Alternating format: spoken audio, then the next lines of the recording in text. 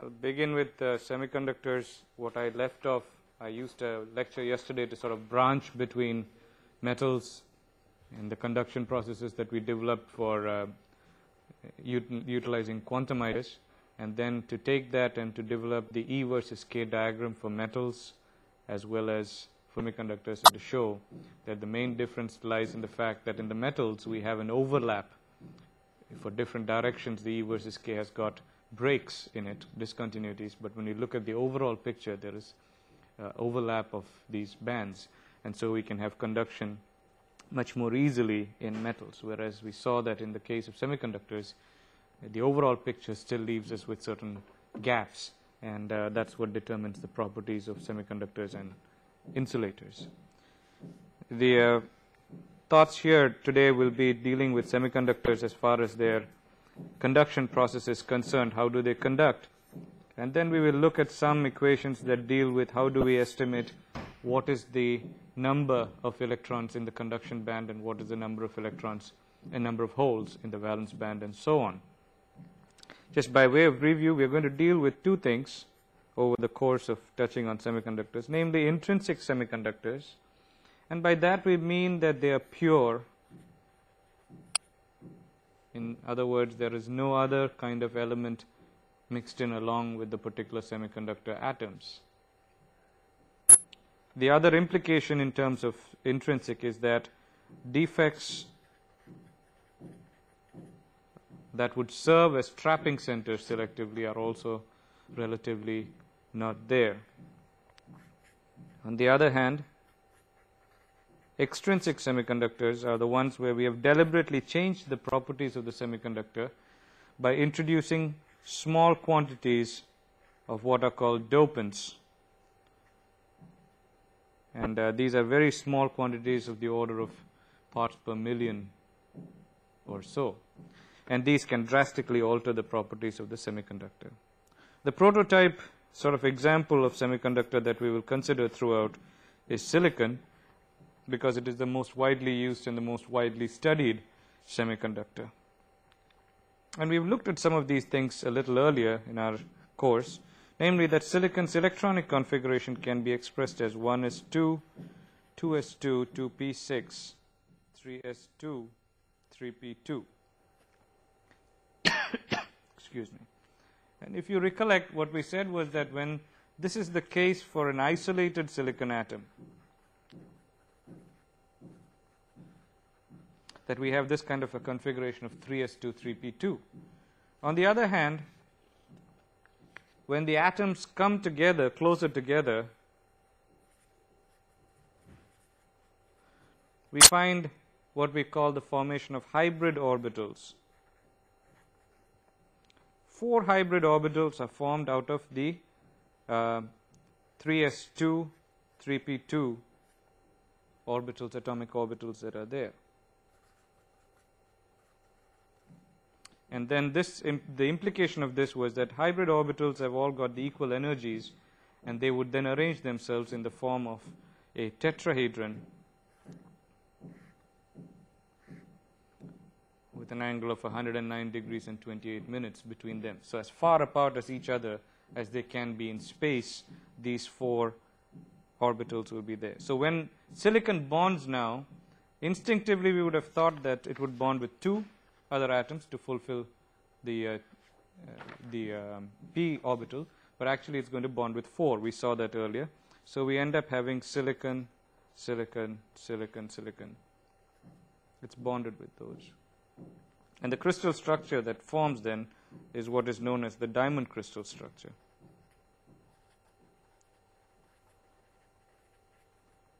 This is all stuff that we've seen before, basically a quick glance through it.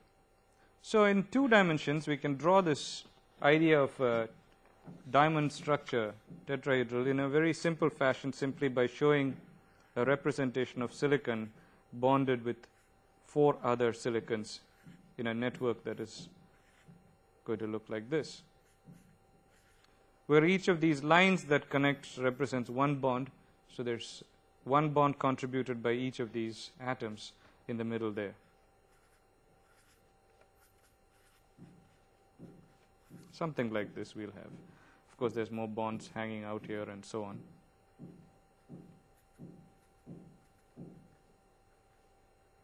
So this would be our representation of how silicon looks bonded to 4 other atoms. And when it bonds with these other atoms, the hybrid orbitals form molecular orbitals, which we had called as psi A and psi B, where psi A was the anti-bonding, very good, anti-bonding orbitals, which ended up forming our conduction band, labeled CB,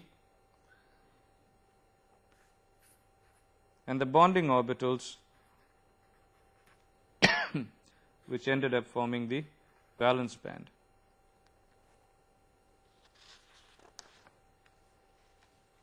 And in between these two there is a band gap, which we labeled as EG.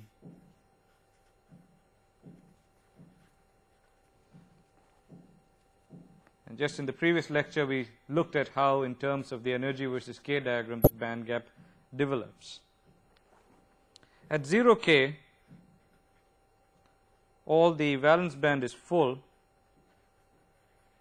whereas conduction band is empty. And so what we had was our schematic, perhaps not the best, let me leave that out.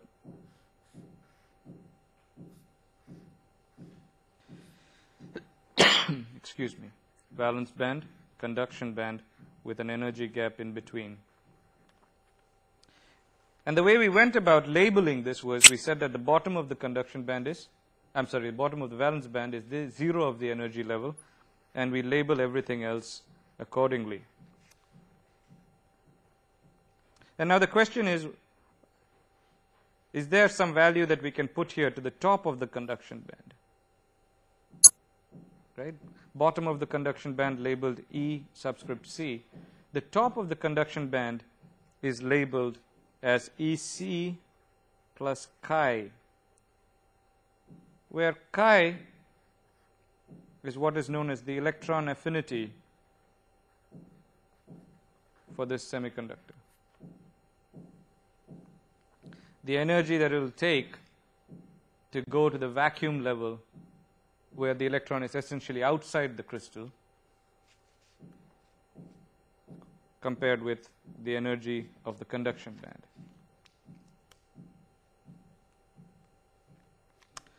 Note also that when we say that there's bonds here in the valence band, electrons here, we are not, as in the previous diagram, sort of pinpointing that a particular electron is localized to this. That's the representation here. But broadly speaking, the electron wave function for the electrons that are in the valence band actually spread throughout the crystal, if you look at its wave function. So they are not peculiar, one electron somehow fixed between them. The electron actually has a wave function that spreads throughout the crystal. So these are delocalized electrons that are causing the bonding that is taking place. So in other words, I can't distinguish one valence band electron from another. There is nothing to say that this is the one that is located here. For that matter, it could have been another electron too. So that we can't distinguish between the electrons in the valence band. And then we had introduced the idea of excitation. If we get enough energy, we can break these bonds to form a hole. I think I went through that too. That if there is enough thermal energy, on an average, the energy is pretty low, but a particular bond around an atom may break free, and in which case one of these bonds is broken, and the process is then basically an excitation from the valence band to the conduction band. So we would have a situation like this, where the electron goes from here, and the end product is what we called a hole. The hole is an apparent positive charge that is left behind.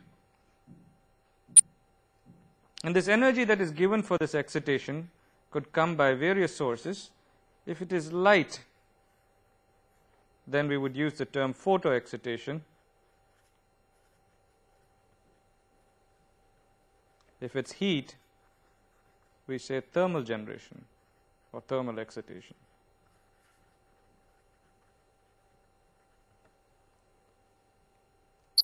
This is the sort of situation in equilibrium. If we don't have photoexcitation, just due to temperature, we can excite. Ignore this top one. Those are all other means of exciting. But just in the absence of all those external means, the very fact that the semiconductor is sitting at a particular temperature means there's thermal energy and there's the production of these electrons and holes. And we see in the case of the intrinsic case that there is no other mechanism for the production of electrons or holes other than this in thermal equilibrium, and therefore the number of electrons and the number of holes are equal in the case of an intrinsic case, because this, every time an electron is created in the conduction band, excited there, it leaves behind a hole. Now what happens to these excited electrons and holes? Well, they can recombine and in the process annihilate each other. An electron combines with a hole. Now by that we don't mean that this particular electron that went up there to the conduction band has to recombine with the same hole that it left behind. Right? There's a bunch of holes in the valence band, there's a bunch of electrons in the conduction band, and anywhere along the way within the lifetime means how long they exist as in this excited state. Beyond that, they will recombine and the electron comes back down here. When the electron and hole recombines, two things can happen. One is that they may emit light or some kind of electromagnetic radiation. Light is just one aspect of it, the visible spectrum. It may emit a photon, and the photon's energy is the same as the difference in energy between the conduction band and the valence band. And that is the primary mechanism of interest to us when we are looking at optoelectronics.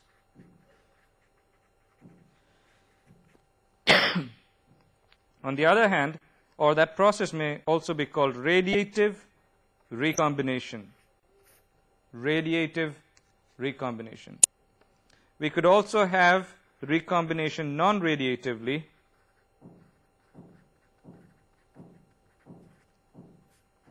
and in that case phonons are involved. So it often leads to the production of heat because that excess energy is given up in the form of heat. Now this non-radiative recombination mechanism is something that we don't want when we are talking of optoelectronics. That is something that will reduce the optical efficiency of a material that is being used in optoelectronics. So the primary mechanism that we want there is to create electrons and holes pairs that are excited and then to recombine them radiatively. And the non-radiative recombination, as we will see later, can also take place at defects. So if even in an optoelectronic material, if we have a large number of defects, then the favored mechanism could end up being a non-radiative recombination, being trapped at certain defects and then recombining, and no light is emitted. So even though I ended up producing all these electrons and holes, I end up getting very little light out of it because the light is, the energy is transferred through other mechanisms. So these are two recombination mechanisms that are there for the excited state.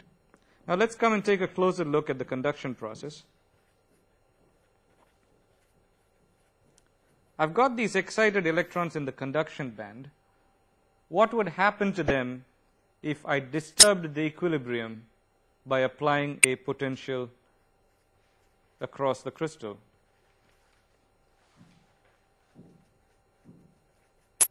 So far we said it was in thermal equilibrium. I'm going to disturb this equilibrium by applying an electric field.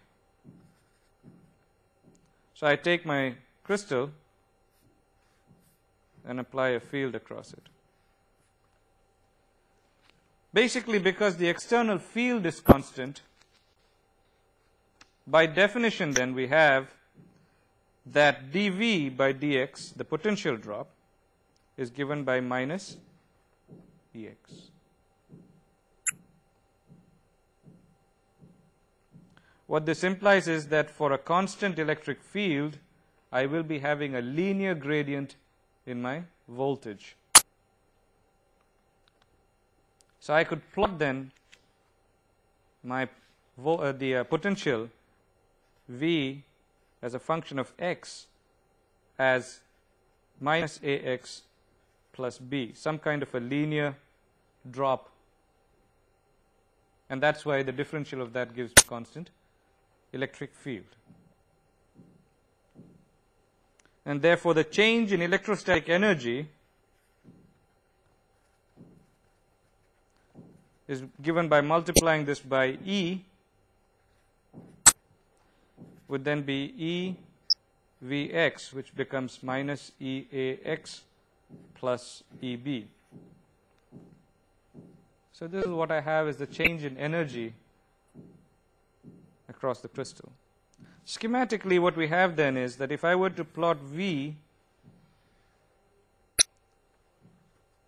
across the crystal, this is the direction of the applied field. And what we see is that the potential drop is in the direction of the field. That potential is dropped across the whole crystal. On the other hand, the potential energy term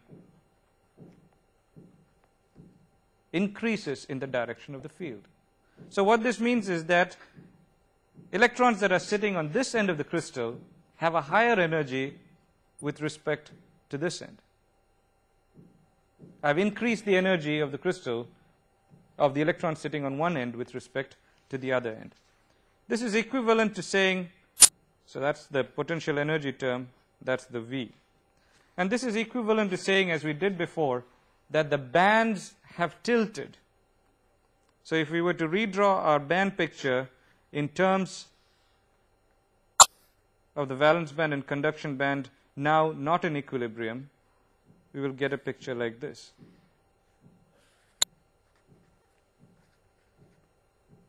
And all these levels are there in the conduction band and in the valence band. Here it's all full or mostly full, depending on the temperature. And the field is applied in this direction across this. So it's basically that electrons that are now sitting on the right end of this crystal will drift down. They have been excited to the conduction band.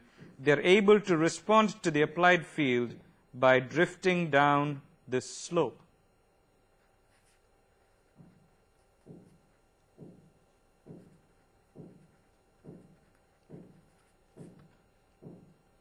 Okay? From the right to the left, and they are accelerated by the applied field. At some point, they will undergo collisions, drop to lower energy levels, again get accelerated, drop down, and so on in the conduction band. So they can respond to this field, and this flow of electrons then is our current that we are getting.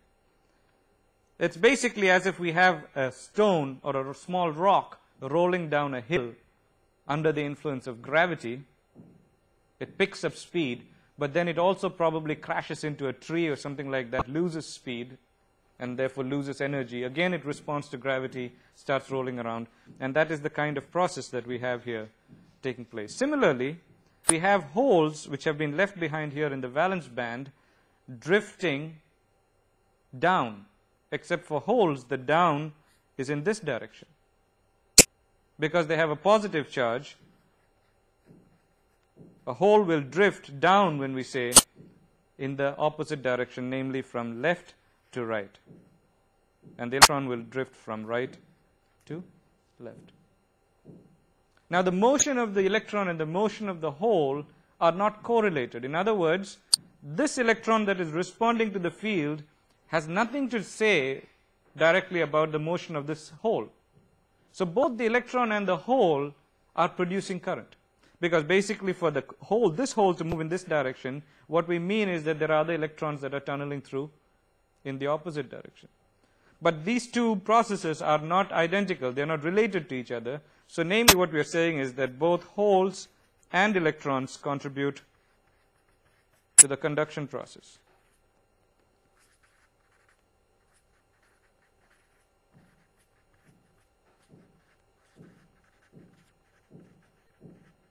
Because they can both independently respond to the field.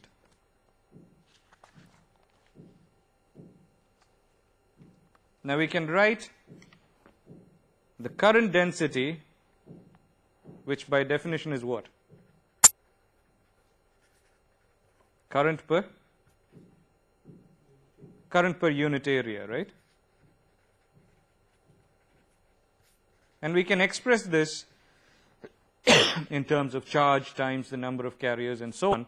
And what we'll end up then is that for the electrons that are in the conduction band, the contribution to current density comes the charge on one electron times the number of electrons that are there. Okay, that gives me the total charge. Now this number of electrons is per unit volume. Okay, so the n term here is per unit volume. So in order to get current density, we have to multiply it by drift velocity. Charge times the number of carriers per unit volume times drift velocity will give us the current density contribution from the electrons. But in this case, we also need to add up the contribution from the holes, so there will be a second term, EP Vd. Now I want to distinguish between the velocity, drift velocity of the electron and the drift velocity of the hole, which would be different by putting the subscripts dE and dH to the drift velocity. This is the drift velocity of the electron, and that's the drift velocity of holes. So we have an expression J is equal to En V subscript dE plus EP V subscript dH. Now if you look back, we can relate VDE and VDH to other terms to the field. Okay, we did this a while back. Do you remember? What is the definition there that we'll employ to get this relationship? You should be able to just look at it and say what it should be there. VDE is equal to something times the field. Huh? X, distance times the field. V is velocity. Right? Drift velocity. Mu, do you remember the definition of mobility? Velocity per unit field. So you would get here mu E and mu H. We did this. It's a little while ago, so it's hard to remember, I suppose. But if it comes in the exam, you would need to remember it.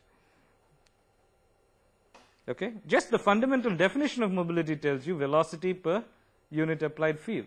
That's all you need to remember. That's the units of mobility. So this is what we have. And N and P then are the numbers or concentration of electrons and holes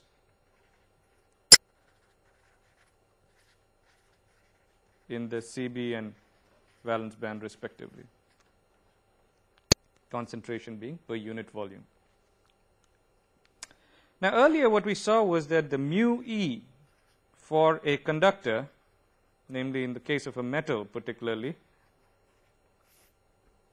we had seen was that mu E could be related to more microscopic processes by the use of this equation. Mu E is equal to E times tau E ME. What was tau? Between scattering events, right? The mean time between scattering events. Now the question arises, this is for a conductor, a metal. Can we use the same definition here for mu? Then we dealt with this too earlier.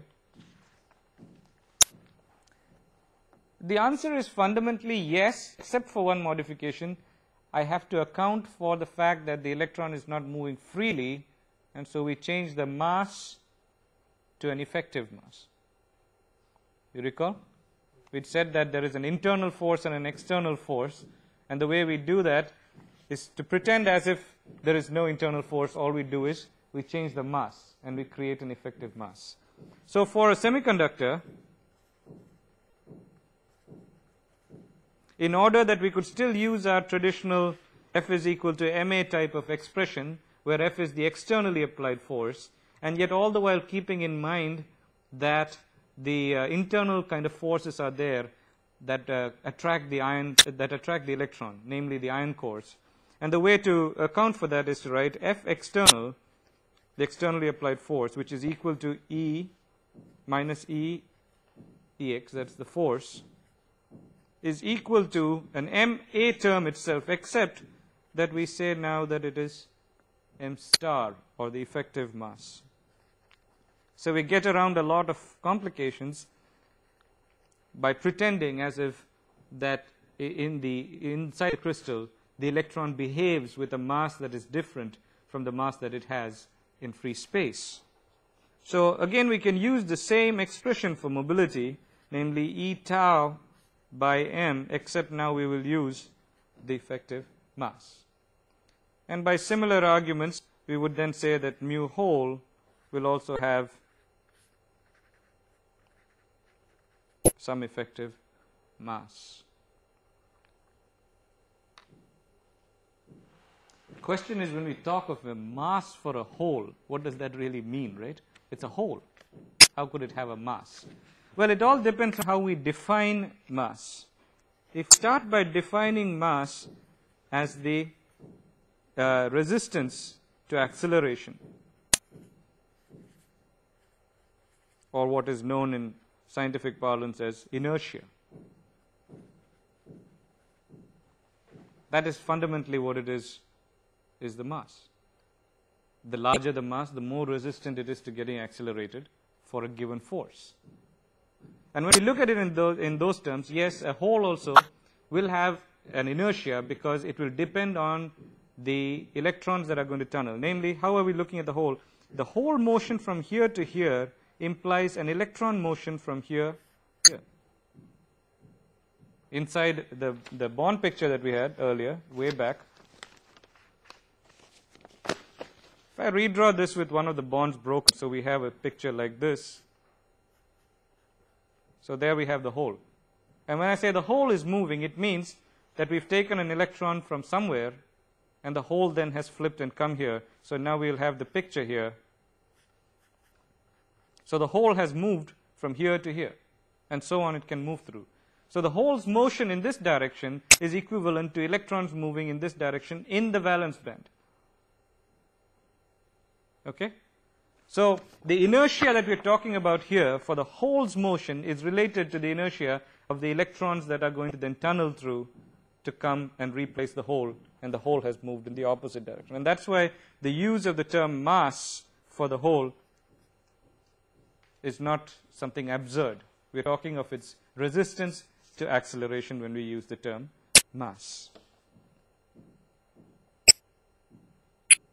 So now, using these definitions of mobility and so on, we can go back to our equation of J and rewrite for conductivity now as N E mu E plus P E mu H.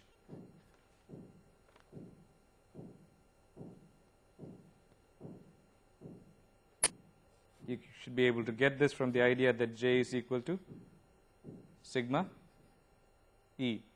What is that? J is equal to sigma E. Ohm's law, right? So using this and the earlier values that we had for J, we should be able to then arrive at what I just wrote, namely that conductivity is equal to Ne mu E.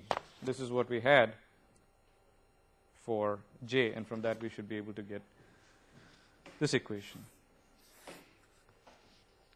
It's valid for both intrinsic and extrinsic cases, where N is simply referring, it doesn't care about whether the electrons were generated solely by a thermal excitation. It could be by any other means, by doping or what. All it is that the total concentration of electrons contributed by whatever means into the conduction band is this term, and the total valence band holes is this term. So this equation is applicable both in the intrinsic case and in the extrinsic case. In the intrinsic case, we'll have a simplification, namely what? N is equal to P. And so we will end up with some term that is going to look like sigma is equal to Ne mu E plus mu H. Because we'll still have mobility is different. Even though the numbers are the same, the mobilities are different. So in the case of an intrinsic semiconductor, that will just simplify down to N is to this term. Okay? Okay, now what we are going to set out to do is to determine, I want to know what are the values of this N and the P. And we did that for a metal by considering various things. And we can do the same for a semiconductor to determine both now electron and hole concentrations. Electron concentration in the conduction band, hole concentration in the valence band. Using the ideas developed earlier, the few things that we would have to deal with to arrive at this is the density of states function for each of the bands.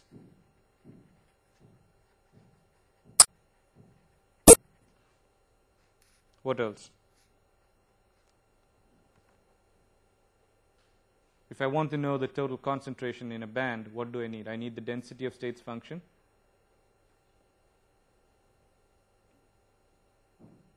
What did we multiply it with? You guys are not reading, eh? Maybe I ought to set a quiz or two once in a while. That could keep you a little more alert. The Fermi function.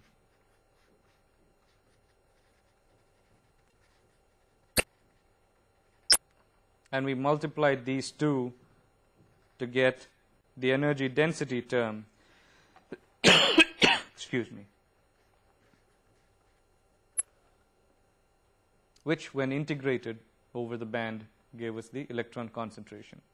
And we can do the same now for the electrons and holes. That's the general trend that we will make use of. Let's focus for a second only on the conduction band.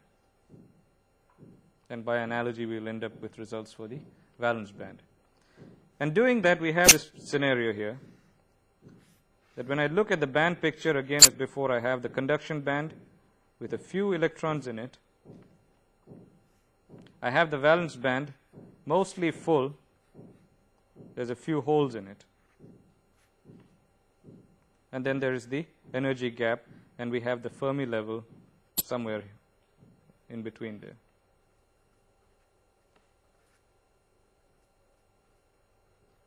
Now, for the moment, just ignore where we draw the Fermi level. That's not going to be very significant for this discussion at this point. But we'll come back to it, why I drew it where I drew it, namely in the middle there. And now what I'm looking at is, what, for such a situation, what will the density of states function look like? So if I were to plot GE as a function of energy, what would I get?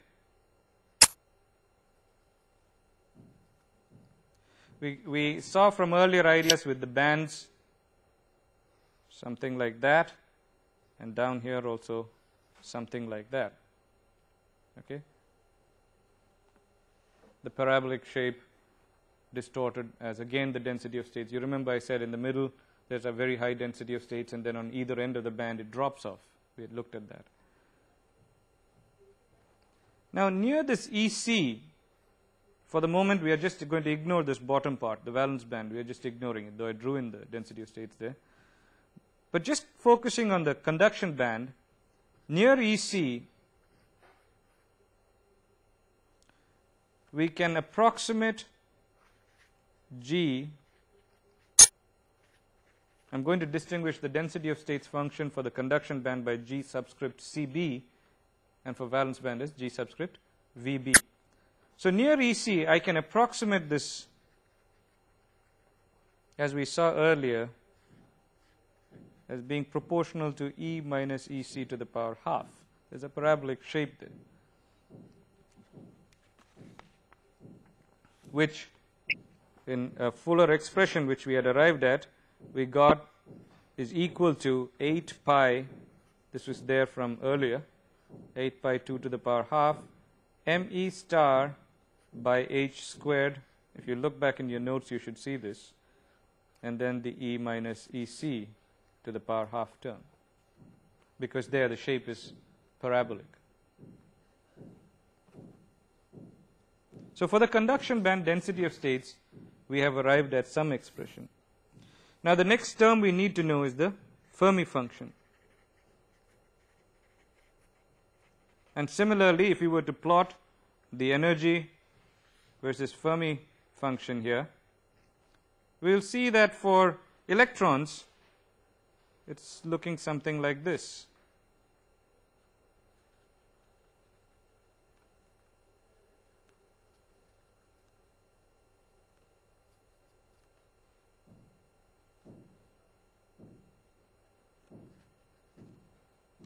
And correspondingly for holes then, it will look something like, my diagram is weird, but let's live with it. Sort of a symmetrical curve on the other side. That's for holes.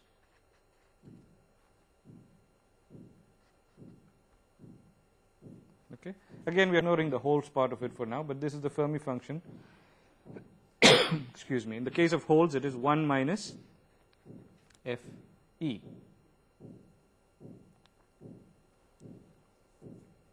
we're going to make one approximation here,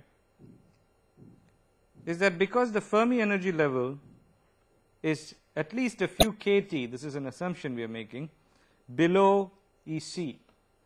Here's the assumption that we are making, that EC minus EF is greater than kT. That is, the Fermi level lies a few kTs below EC.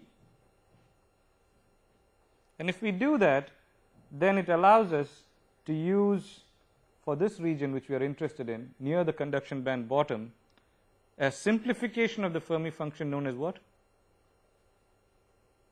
You guys have completely skipped out on this. Boltzmann tail. You remember? That we can approximate Fermi statistics with Boltzmann statistics there. And so what that implies then is that for my conduction band bottom, near the bottom of the conduction band, I can write that the Fermi function is approximately given by exponential minus E minus EF by kT.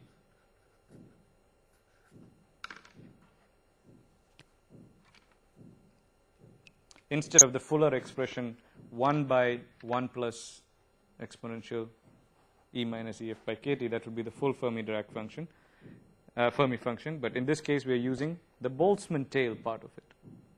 So I have got now an expression for GE, the density of states function, near the conduction band edge, and I've also got an expression, a simplification, near the conduction band edge for the Fermi function. So now what we need to do is to get N, the concentration, we need to integrate NE dE over the band, namely from EC to EC plus chi.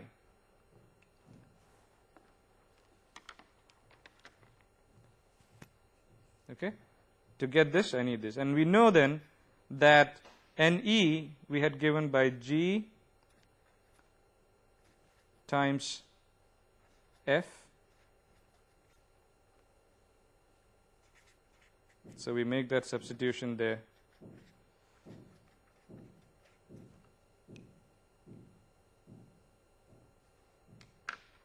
Okay? So by integrating from the bottom of the conduction band to the top of the conduction band, I should know the number of electrons that are there in the conduction band. I can make one other simplification as we did before, namely that as we go farther and farther out, there's hardly any electrons there to worry about, so it will simplify my integration if I can make the upper limit of my integration infinity. So by changing the upper limit of integration from chi, EC plus chi, to infinity, there's going to be hardly any change because there's no electron sitting in the band there at those levels that are far away from EC, that far away from EC. So we simplify it by rewriting the limits. N is equal to then EC to infinity G conduction band Fermi function dE.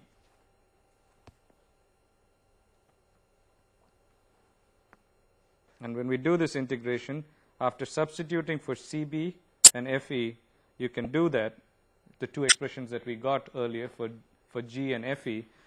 The final result will come out to be N is equal to NC exponential minus EC minus EF by KT, where NC is equal to 2 times 2 pi ME star kT by h squared the whole 3 by 2.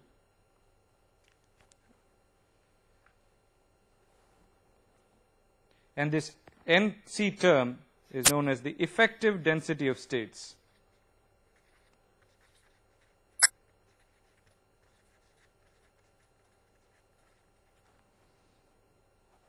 And it's a constant for the semiconductor, but it is a temperature dependent constant. That means at a fixed temperature, it is fixed. It depends only on the effective mass of the particular semiconductor. So for different semiconductors, it will change as the effective mass of the electron changes.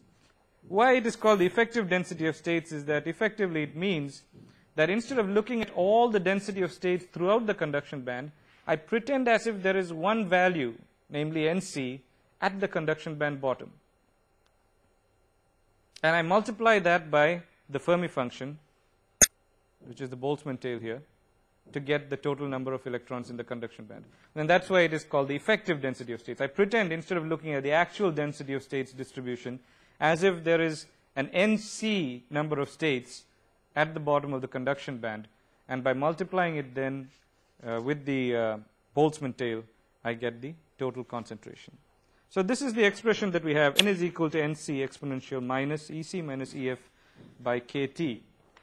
I will not belabor the point, but by looking at the valence band similarly, we get then that P integrating over 0 to the top of the band, density of states, the energy density of holes, we will then get this term, G valence band E. And instead of Fermi function, remember, we are going to use 1 minus Fermi function for the holes, dE. And so the net result then comes to be P is equal to NV, just by analogy you can see that, minus EF minus EV by KT, where NV is the effective density of states in the valence band, and is given by 2 times 2 pi m star h KT by h squared to the power 3 by 2. All right? So I've got an expression now for both N and for P in terms of the position of the Fermi level. And the only assumption I've made so far is that the Fermi level lies a few kTs below the conduction band and a few kTs above the valence band. That's the only assumption we've made so far. And so when we look at it, the distribution of this term here, either the PE or the NE term, will look something like this. Namely, the combination, the product of GE and FE will look somewhat like this.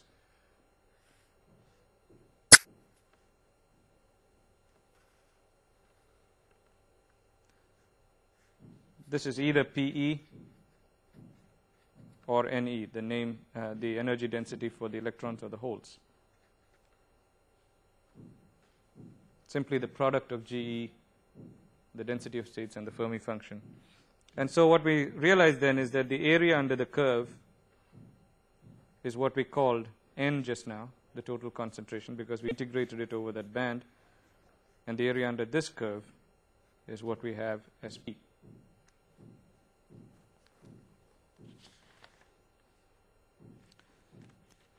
One more thing that we can do is to consider the product of these two terms.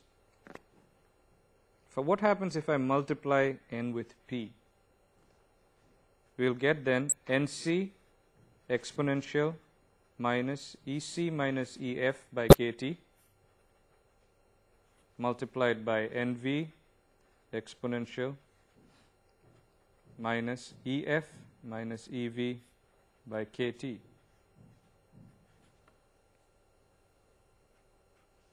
Which simplifies to NC NV exponential minus EG by KT.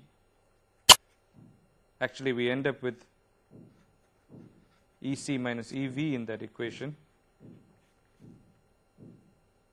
which is actually just nothing but the band gap Eg. Okay? So here if you simplify, you'll get Ec minus Ev, and we made the substitution that Eg is equal to Ec minus Ev. So this is the product of the electron and hole concentration, and what we see is that it depends on temperature and it depends on a material parameter, what? Band gap. It does not depend on doping or the position of the Fermi level or anything like that. So it's basically for a given material and for a given temperature, Np is a constant, right?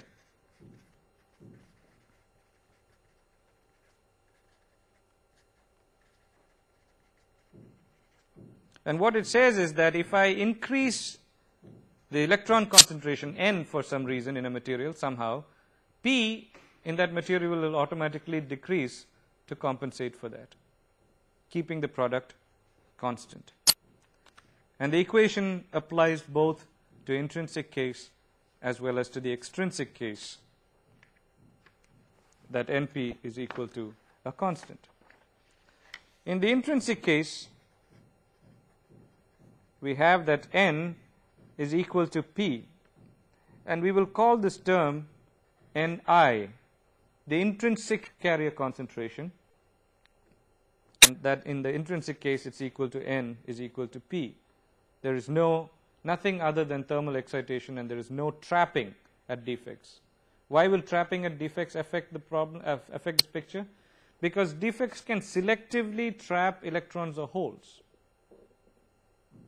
And so depending on the type of defect structure, if we have more defects that can trap electrons, I may end up with less electrons and more holes, and that can change the picture, even though there's no other dopant. So in this case, that's the general idea that we have, namely that the intrinsic case implies no special defects that are acting as trapping centers.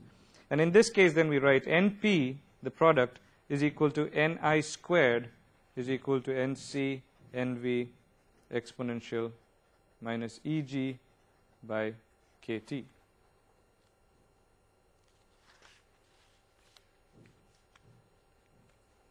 We can arrive at this whole thing from another perspective, namely looking at the generation rate of carriers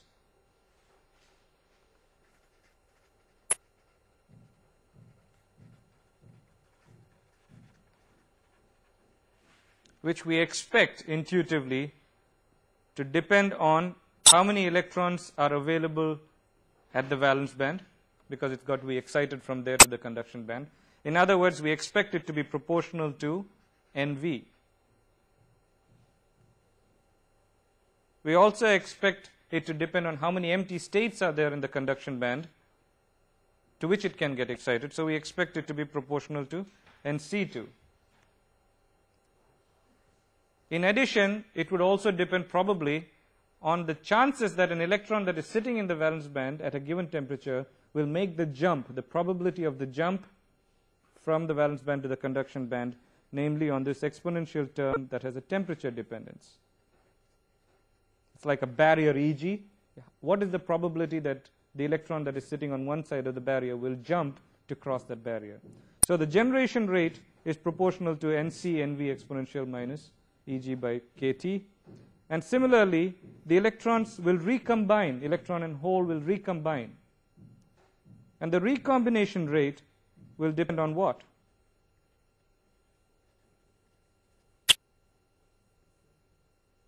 What is that? Will it? It will depend primarily on how many electrons and how many holes are there to recombine, right? Because it will depend on if there's no holes and no electrons, or fewer of one or the other, then the recombination rate is affected, because they have to combine one with the other. So namely, we will expect it to be proportional to Np, number of holes, number of electrons. We're just talking sort of intuitively. I'm not going into any serious math here. And basically what we are saying is, in thermal equilibrium, G, you'll notice that this term is the right side of this equation and this term is the left side of this equation. And what this equation is expressing is simply this, that the generation rate is equal to the recombination rate at thermal equilibrium.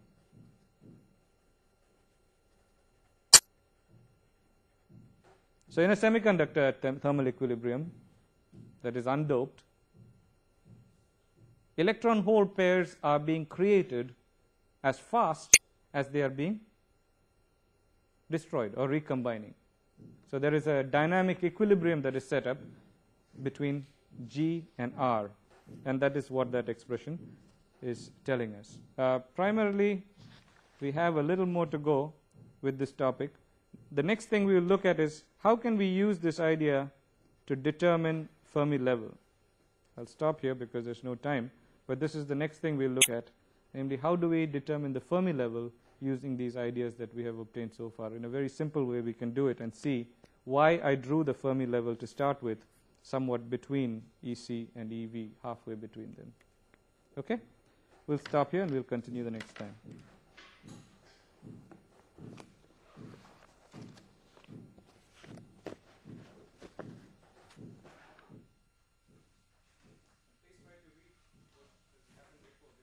Build on it. That is the whole point of giving the theory, is that we may build on it.